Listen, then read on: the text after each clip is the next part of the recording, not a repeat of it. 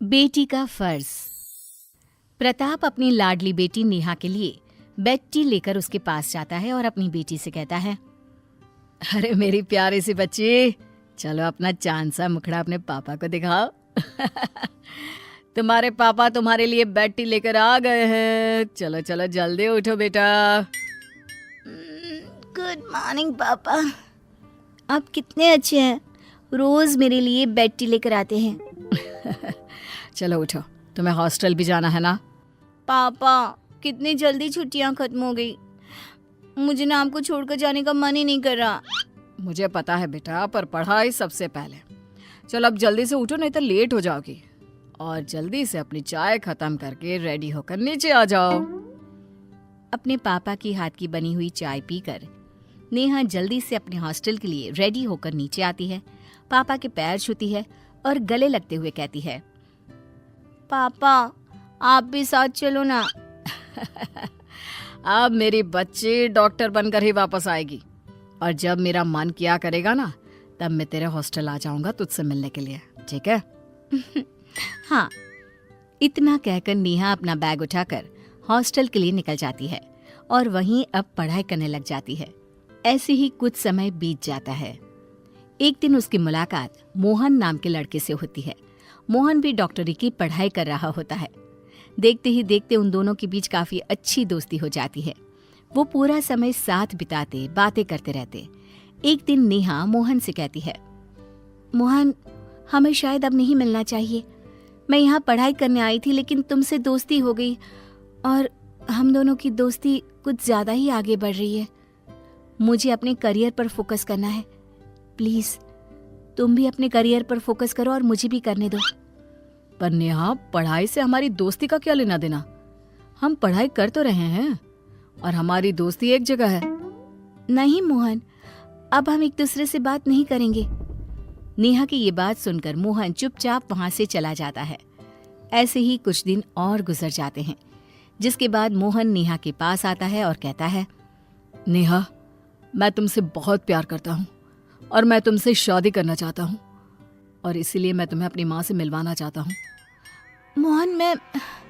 क्या नेहा, मुझे पता है तुम भी मुझसे प्यार करती हो, फिर दिक्कत क्या है?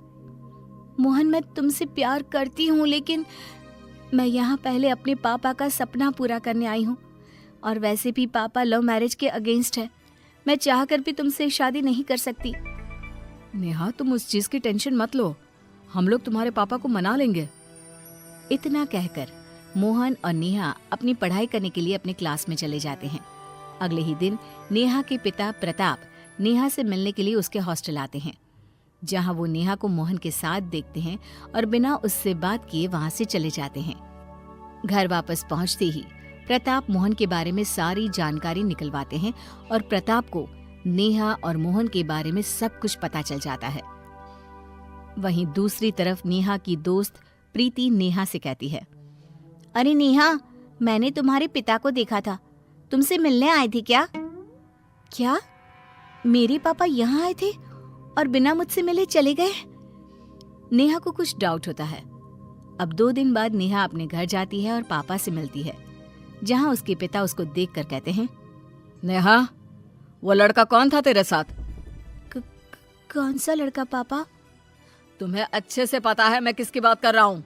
मोहन, कौन है वो? पापा मैं आपको बताने वाली थी।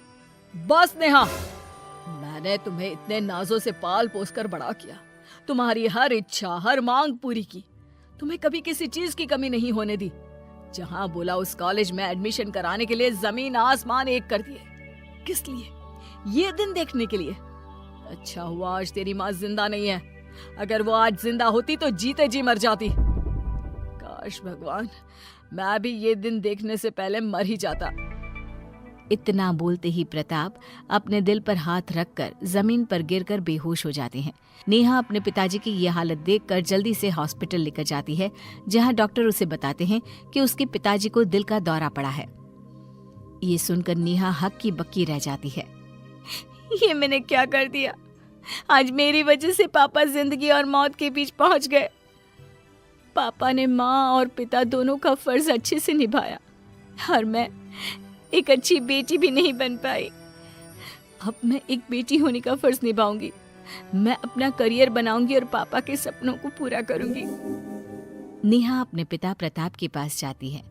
कुछ देर बाद प्रताप को भी होश आ जाता है और नेहा अपने पिता से कहती है, पापा मुझे माफ कर दीजिए, मैं आपसे बहुत प्यार करती हूँ और मैं आपको खोना नहीं चाहती। मैं वही करूंगी जो आप चाहोगे। मैं सिर्फ और सिर्फ अपनी पढ़ाई पर ध्यान दूंगी और एक बहुत बड़ी डॉक्टर बनकर दिखाऊंगी। आपको मुझ पर नाज होगा। ये सुनकर प्रताप नेहा को गले से लगा लेता है। इसी तरह 5 साल बीत जाते हैं। अब नेहा एक बहुत बड़ी डॉक्टर बन जाती है और एक अच्छे से बहुत बड़े हॉस्पिटल में काम करने जाती है, जहां उसकी मुलाकात एक बार फिर से मोहन से होती है। मोहन को देखकर नेहा की पुरानी यादें ताज़ा हो जाती हैं और वो खुद के आंसुओं को रोक नहीं पाती।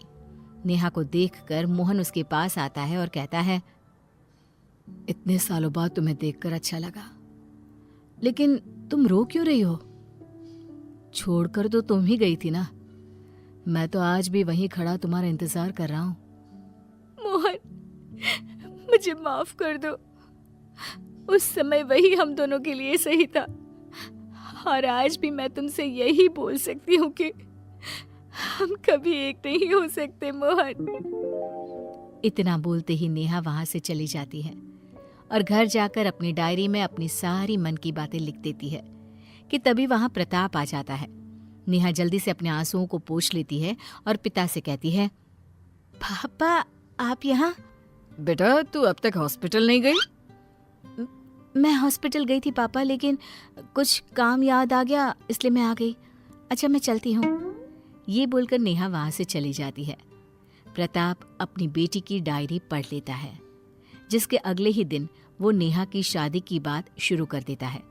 नेहा भी अपने पापा की खुशी के लिए एक बार भी बिना कोई सवाल किए या लड़के की फोटो देखे बिना शादी के लिए हामी भर देती है। दिन बीतते हैं और शादी हो जाती है। अभी तक भी नेहा ने अपने पति का चेहरा नहीं देखा होता। शादी के बाद ससुराल पहुंचकर जब नेहा अपने कमरे में जाती है तो वहां मोहन को देख हैरान रह जाती है। तुम यहाँ क्या कर रहे हो? मुझे कुछ समझ में नहीं आ रहा। ये तुम्हारा घर है? कहीं मेरी शादी तुम्हारे भाई से तो नहीं होगी? मेरा कोई भाई नहीं है नेहा, और रही बात शादी की तो वो मेरी हुई है तुमसे। क्या? ये कैसे हो गया? जिस तरह तुमने अपनी बेटी होने का फर्ज निभाया, उसी तरह जब तुम्हारे पिताजी को पता चला कि हम दोनों आज भी एक दूसरे से कितना प्यार करते हैं, तो वो हमारे प्यार के आगे झुक गए और खुद आकर उन्होंने ये रिश्ता पक्का कर दिया और हम दोनों की शादी करवा दी। और तुम्हें कुछ भी नहीं बताने के लिए उनसे मैंने ही कहा था। क्यों, लग गया ना झटका? जिसके बाद नेहा और मोहन हंसने लगते हैं और अब नेहा अपने ससुराल में अपने पति और सास के साथ खुशी खुशी रहने लगती है। प्रताप भी अपनी बेटी की खुशी में खुश रहते हैं।